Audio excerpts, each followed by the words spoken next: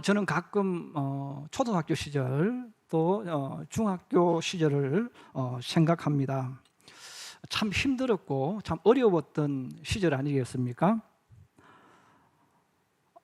도시보다도 농촌이 좀 더 어려웠겠죠. 물론 농촌에도 자기 땅을 가지고 있는 분들은 좀 여유가 있었을 겁니다. 그러나 저는 시골에서 살면서 우리 집에는 땅 하나, 논밭 하나 없이 살았기 때문에 굉장히 어려웠습니다.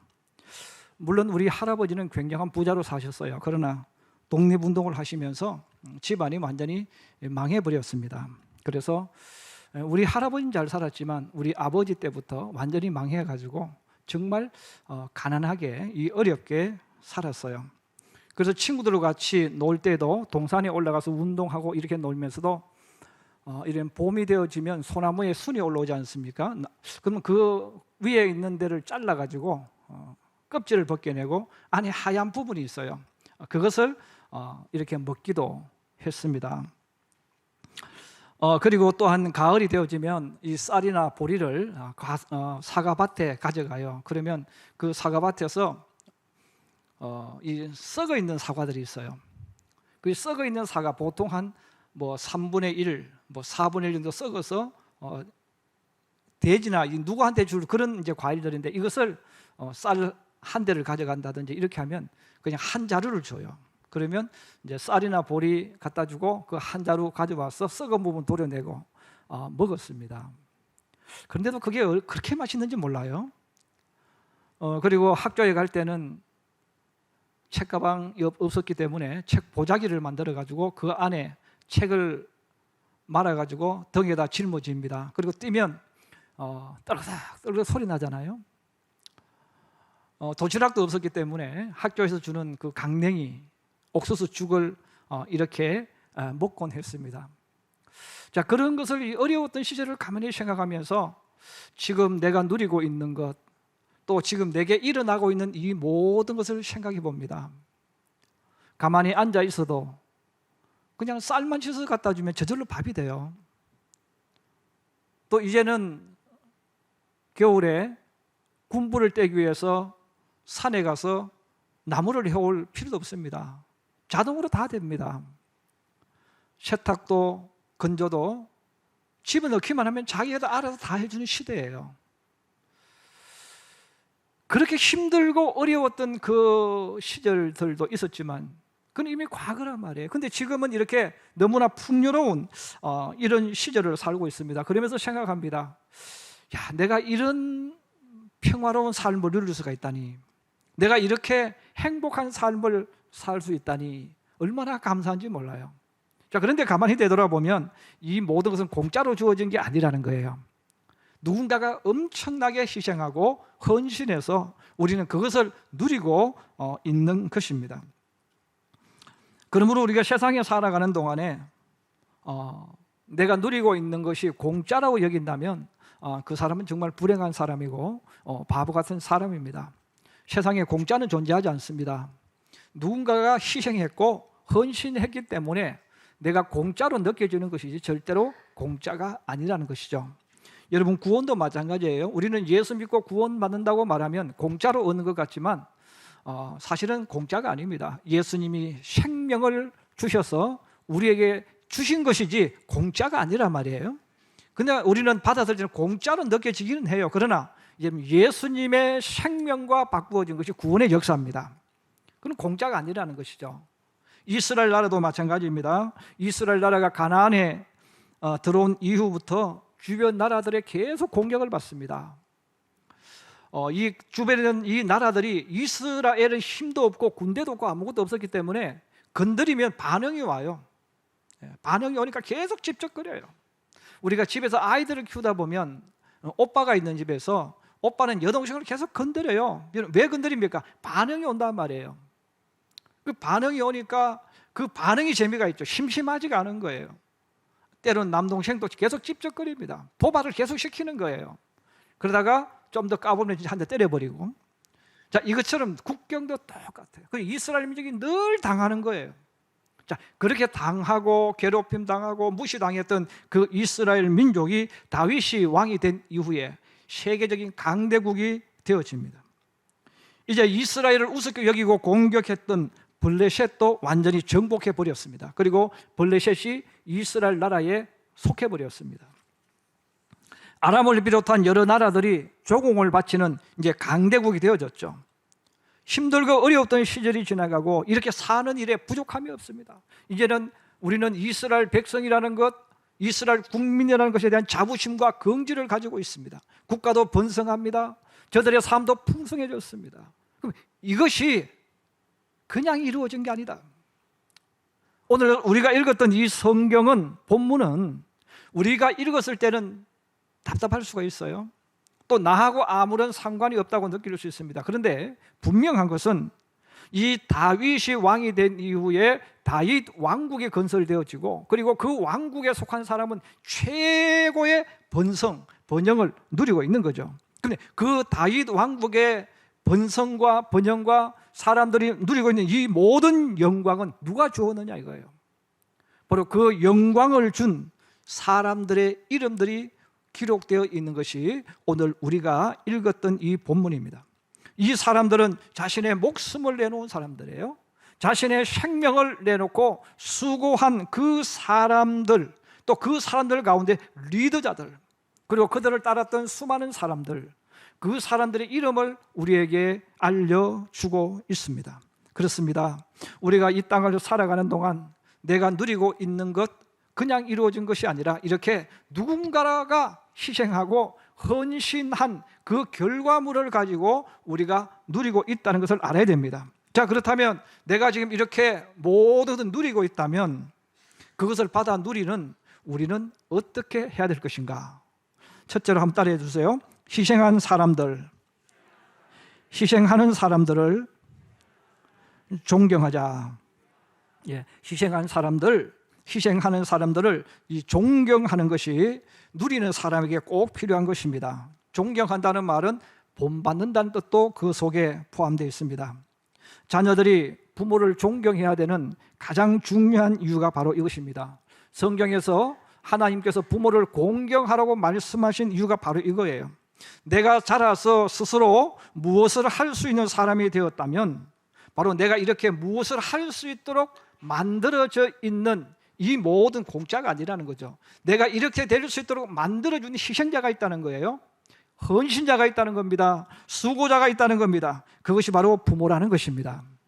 그러면 우리는 내가 그냥 저절로 태어나서 걷고 지금의 내가 있는 것이 아니라는 거죠. 부모의 그 희생, 부모의 그 헌신을 우리가 먹고 내가 지금 이렇게 분별할 수 있고 걸어 다닐 수 있고 말할 수 있고 성인이 되어졌다는 것입니다. 그 은혜를 잊어서는 안 된다는 것이죠. 지금의 대한민국 역시 세상에서 가장 경이로운 국가 아닙니까? 전 세계의 모든 나라들이 또 모든 사람들이 대한민국을 경이로운 눈으로 바라봅니다. 코로나 사태를 겪으면서 더욱더 대한민국에 대한 가치가 변하고 생각이 변하고 사람들이 오고 싶어하는, 그리고 가고 싶어하는 나라로 만들어지고 있습니다. 실제로 그렇습니다. 우리가 눈을 들어서 우리가 주변에서 사용하고 있는 것, 전 세상 모든 사람이 필요로 하는 것들, 이것을 대한민국이 지금 다 만들어내고 있잖아요. 반도체부터 시작해서 조선업, 자동차, 철강, 바이오, 석유화학, 제철, 재련, 군사무기, 스마트폰, 또한 TV와 냉장고 같은 가전제품, 이 세계 최고의 제품들을 이렇게 만들어내는 국가는 전 세계에 존재하지 않습니다.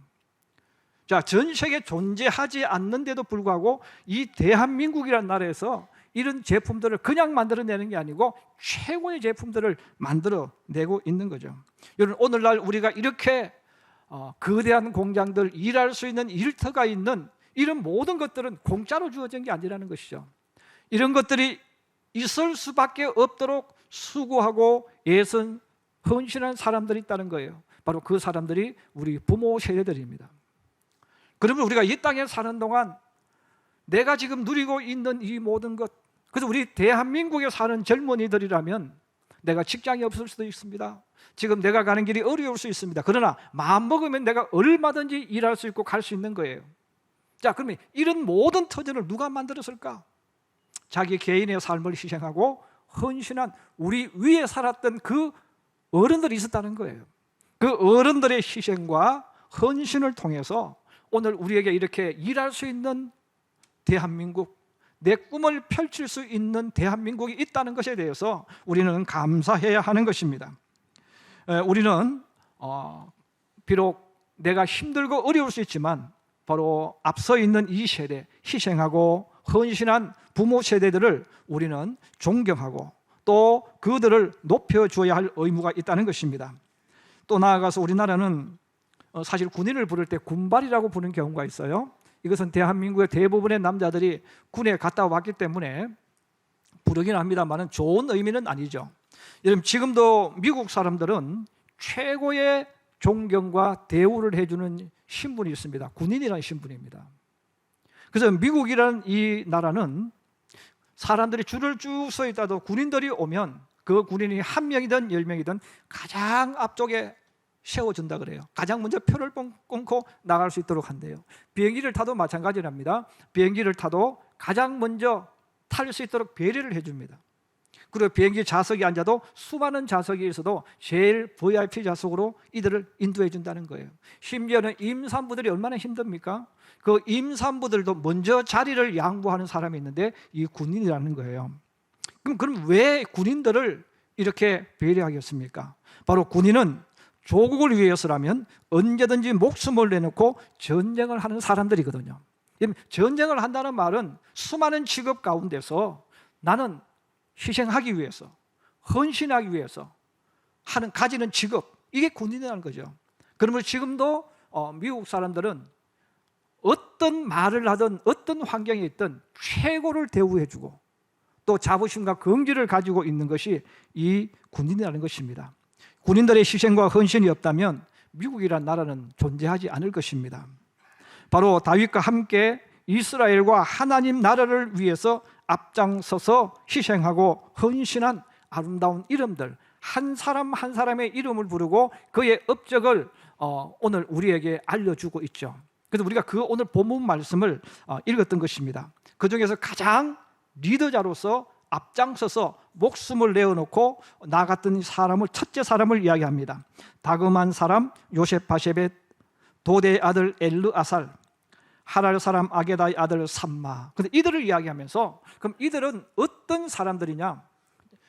전쟁을 하게 되어지면 전쟁은 꼭 이기는 것만이 없습니다. 도망갈 때도 있어요, 질 때도 있어요. 그런데 질 때, 도망갈 때도 자기 목숨을 내놓고 추격하는 그들 앞에 서가지고 혼자 죽기 위해서 그들과 싸웠던 사람, 바로 그 사람 이름이 바로 요셉바세벳, 엘르아살, 삼마 같은 사람이라는 거예요. 혼자.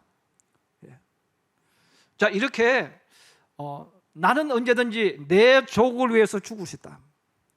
나는 언제든지 내 목숨을 조국을 위해서, 다윗을 위해서, 하나님을 위해서 내놓을 거야. 이런 마음을 가지고 살았던 그 사람들이 바로 우리가 읽었던 요셉바세벳, 엘르아살, 삼마 같은 사람이죠. 심지어 32목 중에 3사람 이야기를 오늘도 성경은 합니다. 다윗이 블레셋과 싸우는데 포위된 순간이 있었어요. 그러니까 힘들고 어려우니까 그냥 다윗 자신도 모르게 베들레헴에 어렸을 때 마시던 그 우물, 그 시원한 우물을 한번 마시고 싶어, 그 말을 한번 흘렸는데 그 말을 진짜로 말을 알아듣고 셈의 용사가 블레셋 진영을 뚫고 나가서 그 물을 가져왔다는 거죠. 여러분, 다윗이 말을 하면 죽는 줄 알고도 그 다윗을 위해서 희생하고 헌신했던, 물 떠왔던 그 쇠용사, 나는 이 물을 마실 수 없다고 다윗이 물을 부었던 그 일을 이루었던 인물들이 바로 30명의 리더자였던 이 3명의 인사들입니다. 우리 이들로 인해서 이스라엘이 만들어졌고 이들 때문에 영광스러운 국민들이 될 수 있었고 많은 사람이 큰 소리치고 자유를 누리고 행복을 누리고 번성하게 되어졌다는 것입니다. 하나님의 나라와 하나님의 교회도 마찬가지입니다. 요한계시록 20장 12절에 보면 또 내가 보니 죽은 자들이 큰 자나 작은 자나 그 보좌 앞에 서 있는데 책들이 펴 있고 또 다른 책이 펴져 있으니 곧 생명책이라. 죽은 자들이 자기 행위를 따라 책들에 기록된 대로 심판을 받으리니 그랬습니다. 바로 우리 하나님 앞에 책이 있는데 바로 지옥 갈 사람들은 다른 곳에 이름이 적혀져 있습니다. 근데 하나님 앞에 생명책이 기록되어져 있는데 하나님이 그 생명책을 보시고 그 이름을 부르신다는 거예요. 지성구 하고 부르신다는 거죠. 예. 자, 근데 하나님이 생명책을 가지고 이름을 부르실 때는 이름 왜 부르겠어요? 상 주시려고.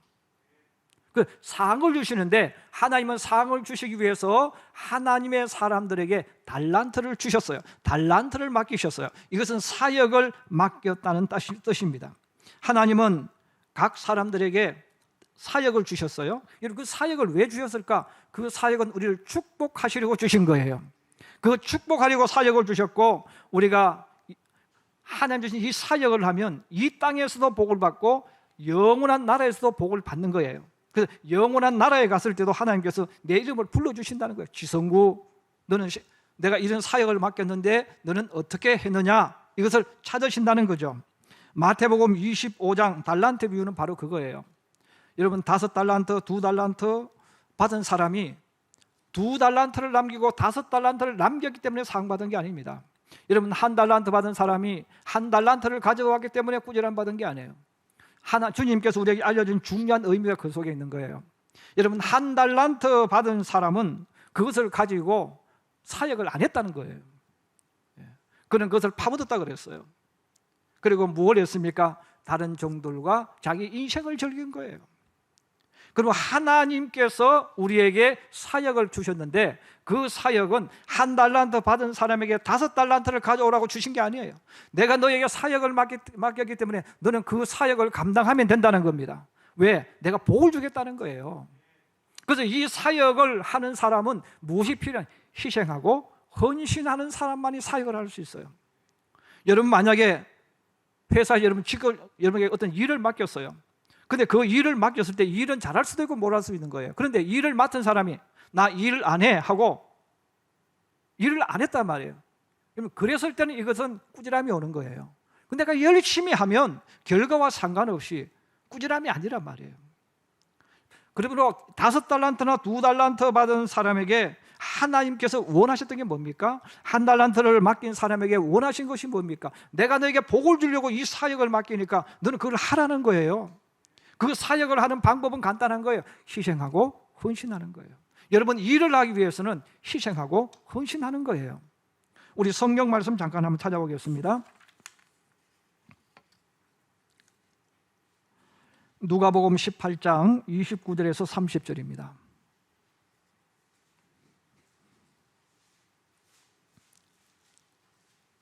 누가복음 18장 29절에서 30절입니다. 우리 같이 한번 보겠습니다. 시작. 이르시되 내가 진실로 너희에게 이르노니 하나님의 나라를 위하여 집이나 아내나 형제나 부모를 자녀를 버린 자는 현세의 여러 배를 받고 내세의 영생을 받지 못할 자가 없느니라 하시니라. 아멘. 자, 여기 보면 하나님을 위해서, 하나님의 나라를 위해서 집을 버렸다, 아내를 버렸다, 형제나 부모, 자녀를 버렸다는 말은 희생했다는 거예요. 내가 결혼해서 내 아내가 있지만 내 아내와 놀아줘야 되는 것이 있는데 때로는 이것을 놀아주지 못하고 내가 내 아내와 내 자녀를 놀아줄 그 시간을 활용해서 내가 하나님 나라와 하나님을 위해서 헌신했다는 거예요. 봉사했다는 거예요. 이런 표현이 바로 버린 자라는 단어를 썼어요. 그렇습니다. 여러분, 하나님의 일을 할 때 보면 때로는 내 자녀와 같이 놀아주지 못할 때가 있어요. 때로는 내가 남편으로서 같이 있어줘야 될 때 있어주지 못할 때 있어요. 남편에게 때로는 음식을 차려줘야 될 때 있는데 차려주지 못할 때가 있어요. 이게 버린 거예요. 그렇게 사역을 위해서 내가 버리는 일을 하게 되어졌을 때 주님이 무슨 약속을 하셨습니까? 현세의 여러 배를 받고. 그럼 우리가 하나님 주신 이 사역은 천국에서 받는 상급만 있는 게 아닙니다. 이 땅에 살 때도 하나님께서 복을 주시려고 사역을 맡기신 거예요. 그리고 천국에 가서도 하나님이 복을 주시는 거예요. 자, 이 복을 주실 때에 하나님께서 우리들에게 이름을 부르시고 그다음에 그 사람에게 상급을, 행한 그대로 상급을 주신다는 겁니다. 여러분, 주님께서 내 이름을 부르시면서 내가 너에게 이 사역을 맡겼는데 너는 어떻게 됐냐? 너가 한 사역을 가져와봐라, 이렇게 말할 때 여러분, 하나님은 나에게 상을 주시려고 부르신다는 거죠. 내가 받을 상급을 생각하는 사람은 감격이 있겠죠. 근데 그 사역을 감당하는 사람이 희생하고 헌신하는 사람이라는 거예요. 내가 교회에 나와서 아무런 일도 하지 않고 예수 믿으면서도 아무런 봉사도 하지 않고 전도도 하지 않는 그들에게 이 상급은 주어지지 않는다는 것입니다. 여러분, 우리가 잘 아는 찬양 같이 한번 하겠습니다. 찬송가 180장. 여러분, 하나님께서 내 이름으로 부르실 때 여기서는 올려지는 이름이 아니라 하나님이 상급 주실 그 상급입니다. 내 이름을 부르시고 나에게 상급 주실 하나님을 생각하면서 180장 한번 같이 찬양하겠습니다.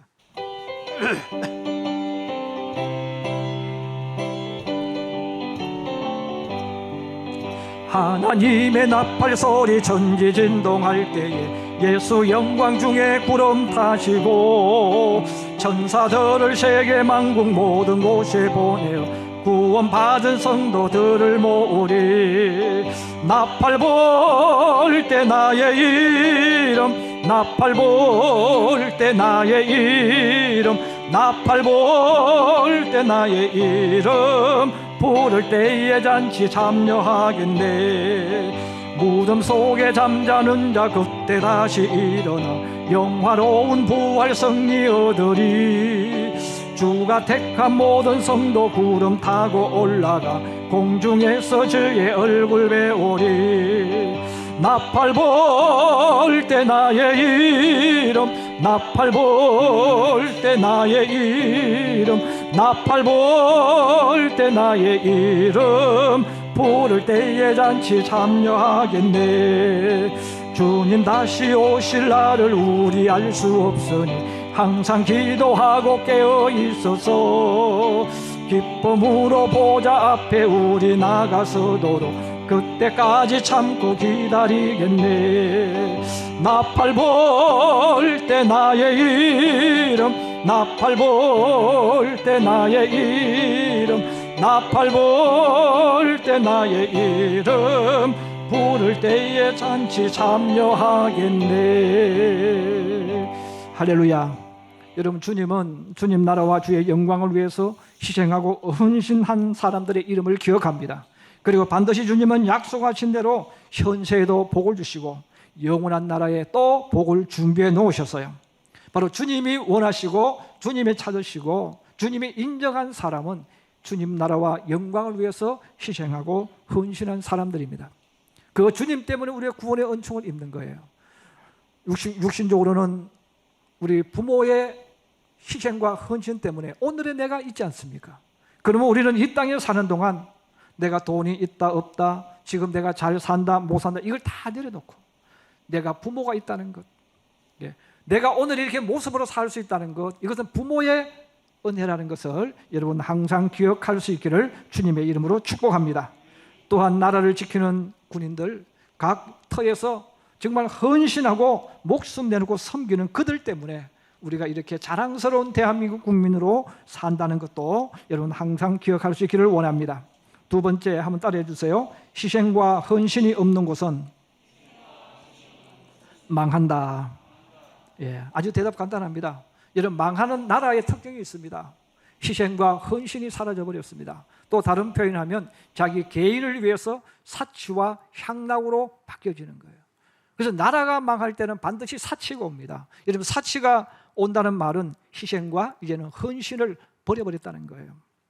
여러분, 국가를 위해서, 회사를 위해서, 하나님을 위해서 희생하고 헌신하는 사람들이 많아질수록 더 강한 국가, 더 강한 회사, 더 강한 교회가 됩니다. 그러나 국가를 위해서 희생하는 사람이 적어지면 국가는 무너집니다. 또 회사를 위해서 희생하기를 거부하고 자신들의 이익을 추구하는 사람들이 많을수록 그 회사는 무너집니다. 교회를 위해서 희생하고 헌신하는 사람이 없으면 교회는 무너집니다. 여러분, 예수님이 세상에 오셨을 때 예수님을 십자가에 못 박았던 인물들이 바리새인, 사두개인들, 또 종교인들입니다. 이들은 입으로는 하나님을 이야기했어요. 입으로는 율법을 이야기했어요. 그런데 예수님이 뭐라고 말씀합니까? 그들은 손 하나 까딱하지 않는다는 거예요. 그들은 짐을 모든 다른 사람에 맡기고 자기들은 손 하나 까딱하지 않고 편하게 세상을 살아갔다는 거예요. 여러분, 그 결과가 뭡니까? 이스라엘 나라가 역사에서 사라져 버렸어요. 리더자들이, 지도자들이 희생과 헌신을 잃어버리면, 거부해버리면 그 미래는 없다는 것입니다. 저는 대한민국과 교회를 너무나 사랑합니다. 자, 그런데 자세히 눈을 열고 보면 희생하고 헌신하는 사람들이 자꾸 줄어들고 있습니다.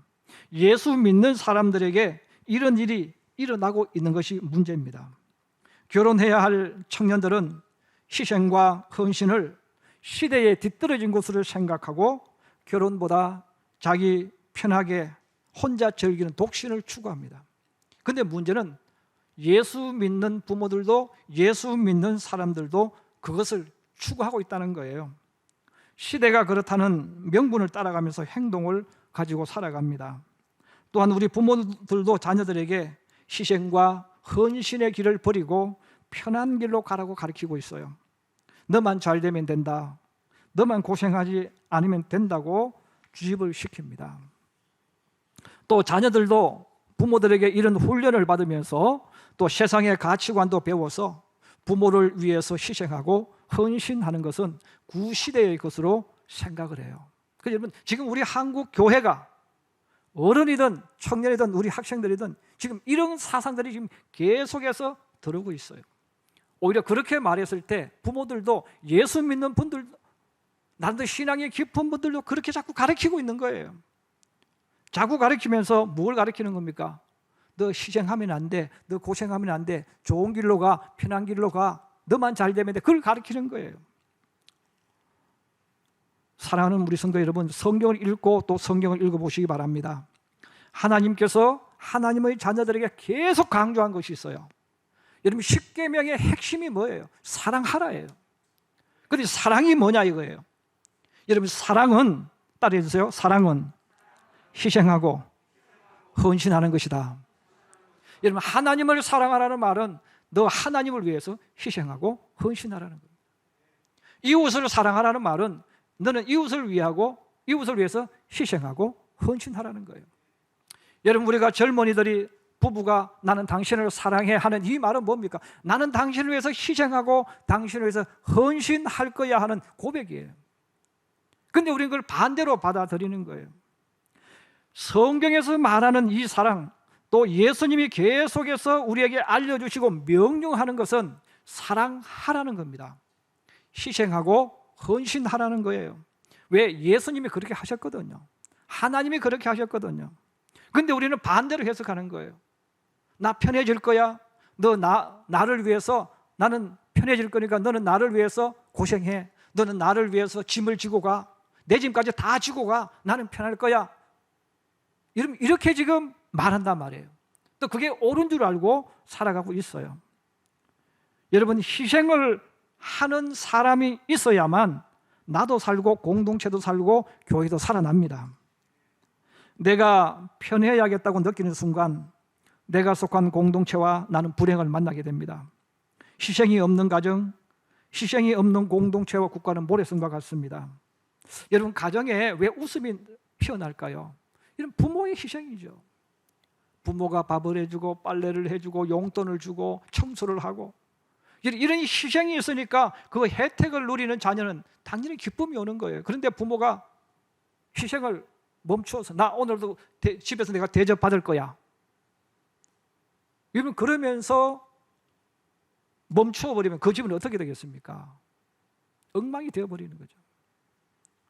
교회가 왜 구원과 영생의 축복이 흘러나올까요? 바로 예수님의 십자가 때문입니다. 그러므로 복음이 전해지는 곳마다, 교회가 있는 곳마다, 예수 믿는 사람이 있는 곳마다 반드시 있어야 하는 것, 필요로 하는 것, 희생과 헌신입니다. 사랑하는 우리 성도 여러분, 세상은 어떻게 살든 예수 믿지 않는 사람은 어떻게 살든 정말 우리가 하나님의 사람이라면 우리가 가지고 있어야 될 것, 우리가 반드시 가지고 가야 될 것이 있습니다. 이것은 바로 희생과 헌신입니다. 우리 예수 믿는 이걸 가지고 있어야 된단 말이에요. 그럼 우리 아이들이 수련회를 갔을 때도 야, 너 편하게 있어, 이렇게 가르치면 안 된다는 거예요. 희생을 가르쳐야 돼. 힘들지, 피곤하지, 그렇지만 너가 조금만 더 해서 다른 사람보다 짐을 좀 더 지고 가. 그러면 너 때문에 다른 사람이 웃을 수 있어. 이걸 가르쳐줘야 된단 말이에요.